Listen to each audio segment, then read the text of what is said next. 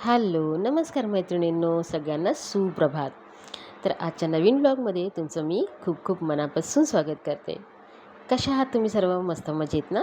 मी पण मस्त मजेत आहे. थोडंसं बरं वाटतं आता. दाताचं दुखणं थोडंसं कमी झालेलं आहे.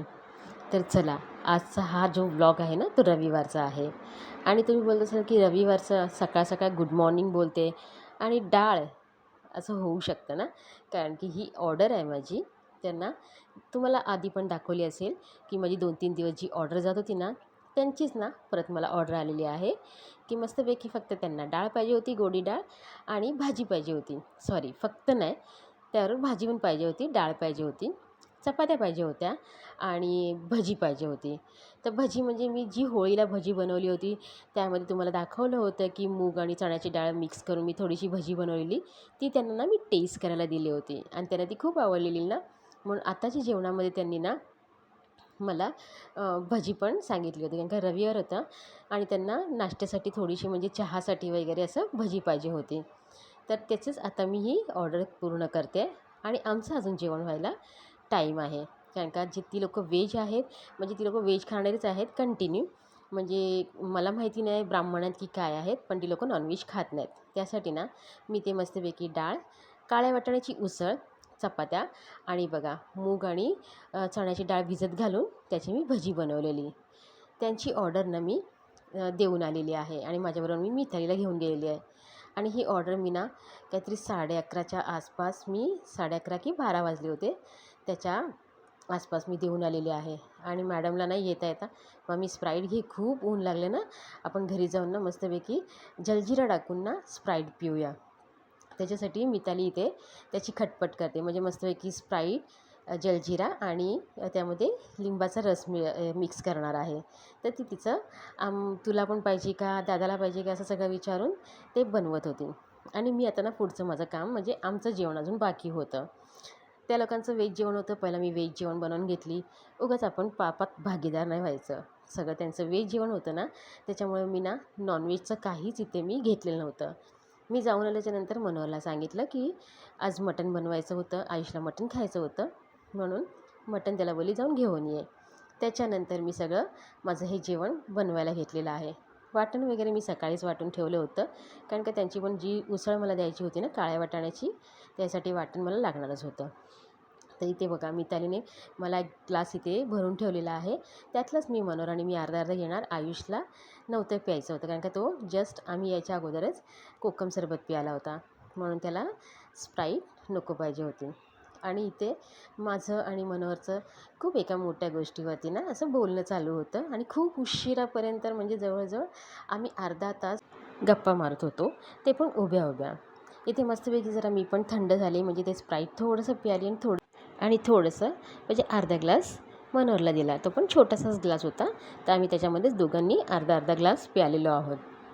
त्याच्यानंतर ना मी इथे आता मला मटणाला फोडणी द्यायची आहे ना, त्याच्यासाठी मी आधीच ह्याला मीठ, हळद लावून ठेवलं होतं. मटणाला साफ स्वच्छ वगैरे केलं होतं, धुवून वगैरे घेतलं होतं आणि मीठ आणि हळद लावून ठेवलं होतं, की जेणेकरून ना मी आल्या लगेच थोडंसं बसली आणि मनोहरने आणल्याच्यानंतर पहिलं हे काम करून घेतलं आणि त्याच्यानंतर मी हे फोडणी वगैरे घालायला सुरुवात केली होती. तर इथे बघा, तिकडे उभा राहून कंटाळा म्हणून तो ह्या साईडला आला आणि आमची गप्पा काय संपतच नव्हते. आणि रविवार असल्यामुळे त्याला सुट्टी होती ना, म्हणून काय कामाचं वगैरे असं नसतं की पटापट आटप आणि मला कामाला बसायचं असं त्याचं नव्हतं. म्हणून तो पण मस्तपैकी माझ्याबरोबर उभ्या उभ्या ते गप्पा मारत होता. आणि किती सिरियस बघा आमची, किती सिरियस ना, कुठल्यातरी गोष्टीवरती. अशी आहे एक गोष्ट होती की आम्ही त्या गोष्टीवरती गप्पा मारत होतो. तर इथे तुम्हाला बघितलं ना, मस्तपैकी इथे ना भिड्याचं, माझ्याकडे ते भिडा आहे ना ज्याच्यावरती घावणी बनवते मी, कधी पण आता वाटण ना त्याच्यामध्येच काढते आणि छान माझं काळा असं वाटण ना काळाच असतो कायम.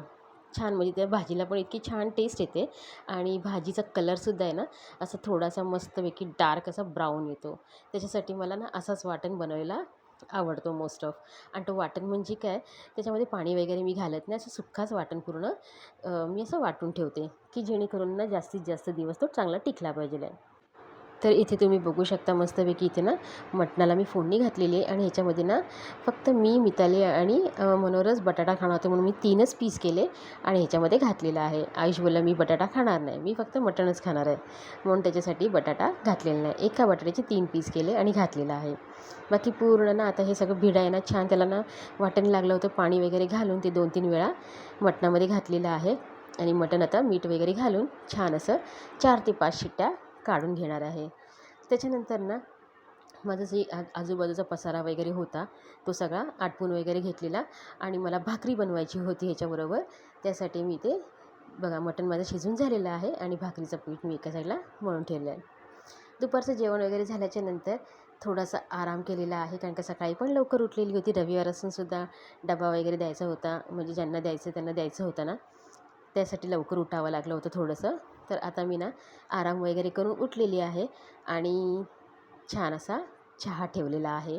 संध्याकाळची अशी मस्तपैकी चहा वगैरे असेल ना, मी बऱ्याच जणांना असं ऐकलेलं आहे की मी चहा पित नाही, मी चहा पित नाही. पण माझ्या तोंडून असं कोणच ऐकू शकत नाही की मी चहा पित नाही. मला इथं सकाळी उठल्या उठल्या पहिला आयुषचा डबा वगैरे होईपर्यंत माझा सकाळचा चहा ठेवलेला असतो आणि मला उठल्या उठल्या पहिला चहा असेल तर हा दुसरं मला काही नसेल तरी चालतं. एका साईडला चहा ठेवलेला आहे आणि ना एका साईडला आता मी सकाळी जो भजीचं पीठ मी ठेवलं होतं थोडंसं, की जेणेकरून आम्हाला संध्याकाळी चहाबरोबर होऊन जाईल. आमच्यासाठी दुपारी मी भजी काढलीच नव्हती. तर इथे आता ना चहाबरोबर भजी मी तळून घेणार आहे. तर इथे मस्तपैकी एक बॅच टाकलेला आहे आणि जास्त भजी मी काढणार नाही आहे, कारण का मिताली नव्हती घरात खायला आणि आयुष काय जास्त खात नाही. तो थोडेसे 2-3 खाल्ले की झालं आणि तेवढंच मी नेमकंच पीठ ठेवलं होतं, की जेणेकरून त्याच्यामध्ये फक्त एकच आणि 2 बॅच असे निघतील ना, आणि ते पण असे 6-7 असे निघतील ना, असे एवढेच मी भजी काढणार आहे. तर इथे बघा एक बॅच मी काढलेला आहे आणि तेल कढईमध्ये थोडंसं कमी होतं, त्याच्या हिशोबाने मी 2 बॅच केलेले आहे. आता मी हा दुसरा बॅच टाकते. तोपर्यंत छान असा चहा पण माझा होत आलेला आहे. त्याच्यामध्ये मी आता दूध वगैरे घातलेलं आहे हे बघा. आणि ना मी ना जे मी सॉसची आता माझं ना डीमार्ट म्हणून सामान आलं आहे, त्यातून मी सॉस काढलेला आणि त्याच्यासाठी ना ते ओपनर शोधत होती त्याचं झाकण खोलण्यासाठी. तितक्यात मी अशी जस्ट पाटी वळली आणि माझा चहा ओतू गेला. आणि खरंच इतका कंटाळा येतो ना जेव्हा चहा दूध ओतून जातो ना, कोणाकोणाला कंटाळा येतो खरं सांगा. कारण ते इतकं म्हणजे टास्किंग असतं ना, की सगळं क्लीन वगैरे करायचं, म्हणून मला खूप कंटाळा येतो. आता एवढं सगळं झाल्याच्या नंतर तो गॅस वगैरे मी क्लीन करून घेणार.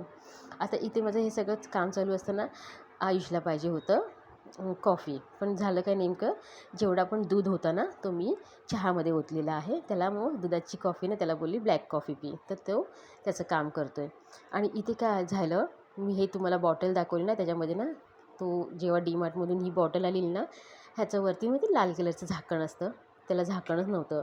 फक्त हे जे असतं ना ओपनरनी ओपन करतात तेच फक्त होतं, त्याचं झाकणच नव्हतं. म्हणून मला तर खूप म्हणजे आता सॉस संपेपर्यंत मला हे व्यवस्थित असं झाकून ठेवावं लागणार, कारण का दुसरं ह्याला ना कुठलं झाकणच लागत नाही. मी त्याला सांगितलं मनोहरला चहा वगैरे दे. आणि दुसरा बॅच बघा आयुषने मस्तपैकी भजी तर तळून काढलेला आहे. इथे मस्तपैकी चहा वगैरे झालेली आहे.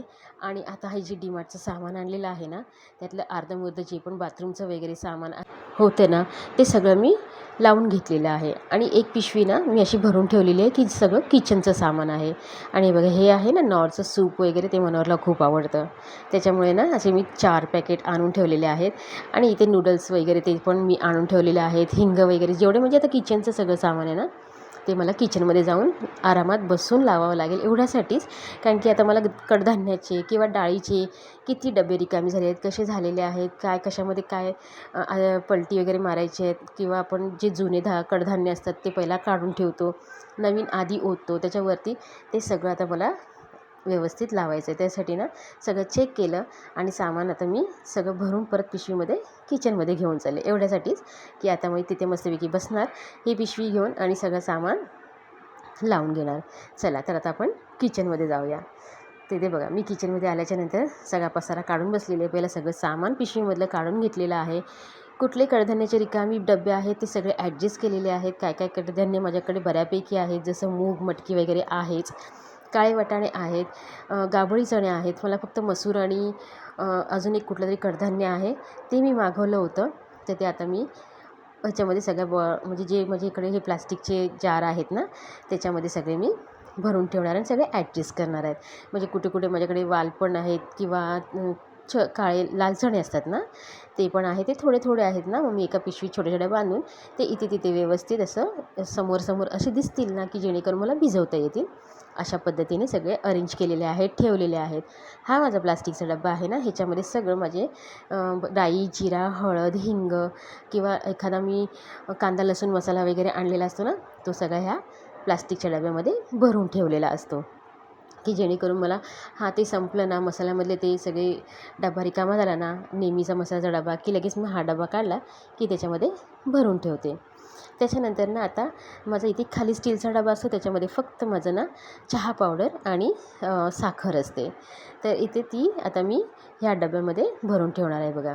एक डब्याचं म्हणजे एक पॅकेट आहे ना, मी तो रेग्युलर लागतो ना आपल्याला चहासाठी, त्याच्यामध्ये भरून ठेवलेला आहे एक पॅकेट साखरेचा.